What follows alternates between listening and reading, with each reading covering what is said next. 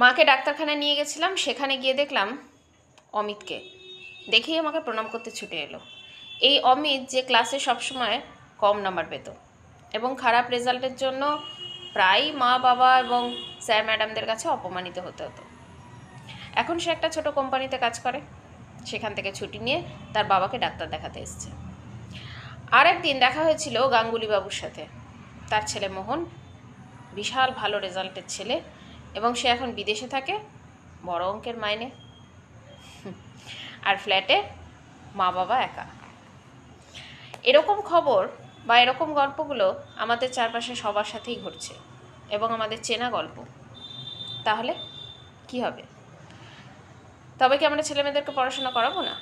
নিশ্চয়ই করাবো, কিন্তু ছেলেমেয়েরা ভালো রেজাল্ট না করলে বুক শুকিয়ে যাবে, আবার ভবিষ্যতে তাদেরকে আমরা পাশে পাবো, এই দুটো আশা তো একসাথে করা যায় না। যদি তাদেরকে পাশেই পেতে হয় সারা জীবন, তবে তারা যেমন পড়ছে একটু কম সম হলেও আমাদেরকে খুশিই থাকতে হবে। না হলে কিন্তু ভবিষ্যতে আমার পাশে কে থাকবে বা আমি কোথায় থাকবো, এই ভাবনাটা নিয়ে বাঁচলে চলবে না।